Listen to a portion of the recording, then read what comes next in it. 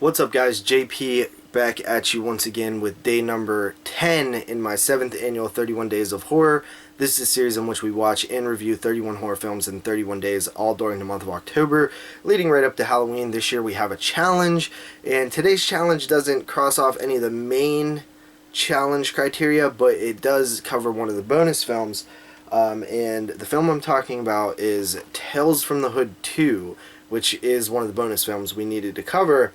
And Tales from the Hood 2 is a film that came out in the year 2018. It was directed by the director of the original Tales from the Hood, the director slash writer.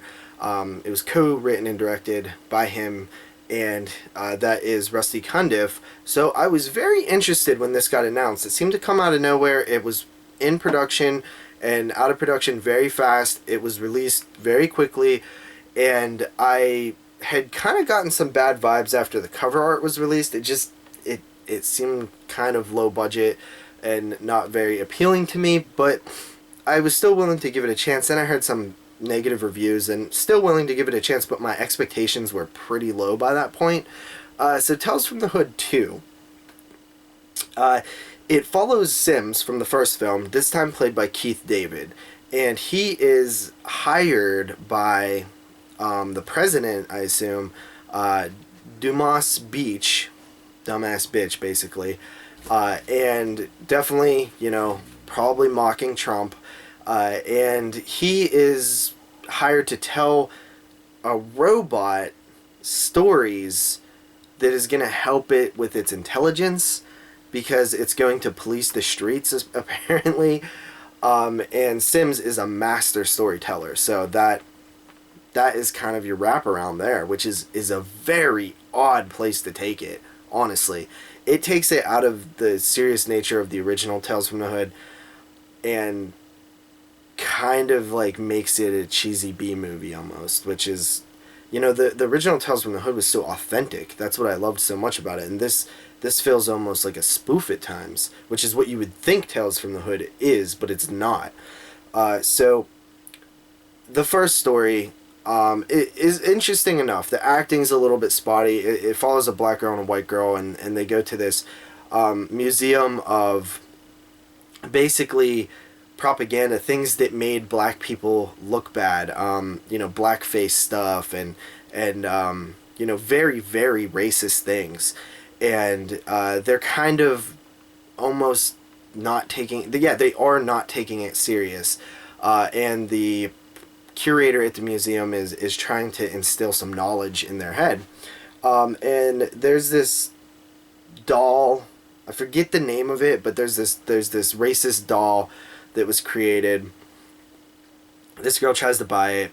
He won't sell it to her because it's important historical stuff, and she gets all mad. Anyway, they come back to the place later, and they break the cage of the glass thing of the doll, and get comeuppance, I guess. And the one cool thing about this is the original slave doll from the original film is seen in this segment, which is awesome. From the KKK comeuppance segment from the original Tales from the Hood, it's awesome. I wish it would have actually been about that, but I'm fine with going in a different direction. This one was okay.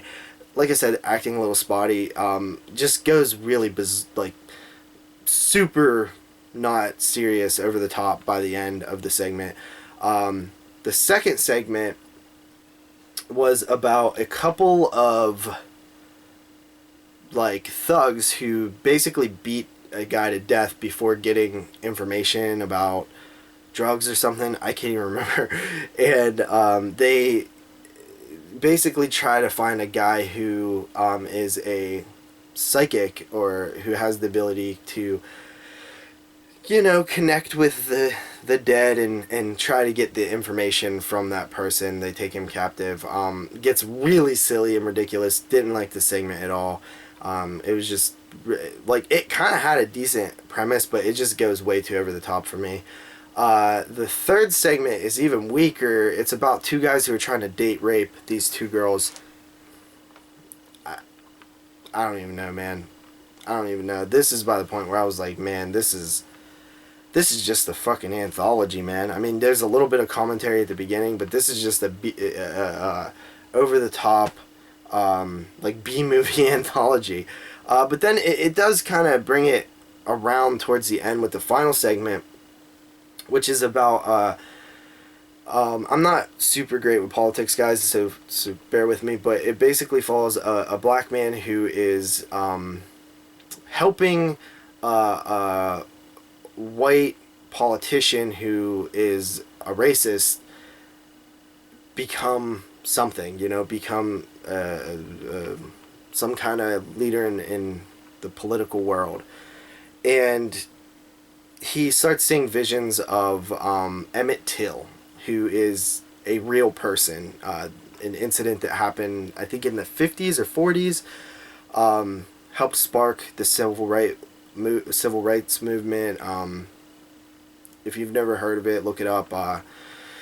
But he starts seeing visions of him, and it's actually a really good segment in terms of what you would expect out of a movie like this, of a Tales from the Hood 2.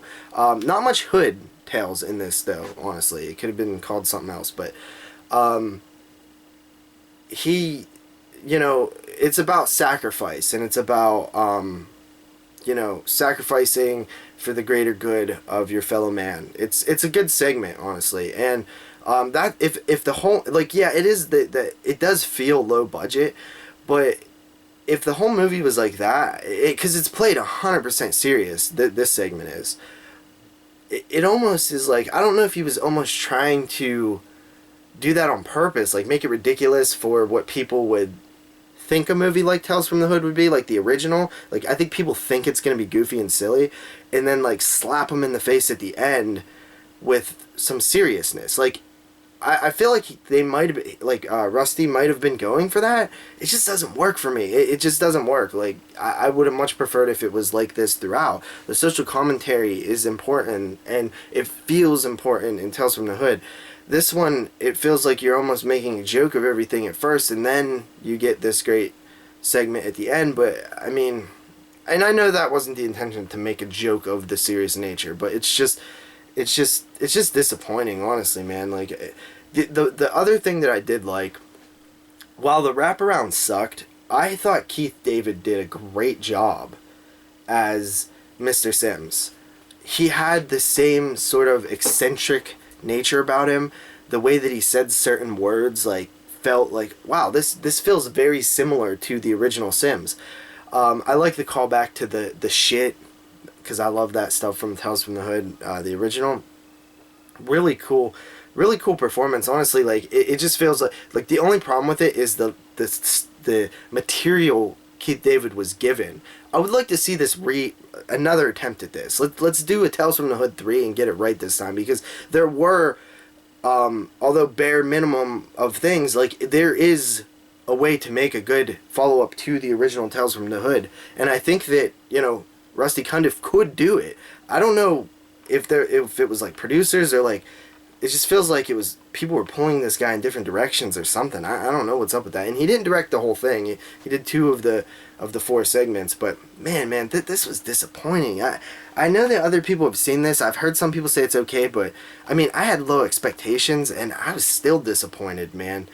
Especially after watching the original, like, and then coming to this, the authenticity is gone, man. And yeah, that's Tales from the Hood 2, dude. I'm coming in at like a 4 out of 10, honestly. It's disappointing. I mean, I was looking forward to this, but it is what it is, man. Anyway, I'll see you guys tomorrow with another review. Thank you for watching. Peace out.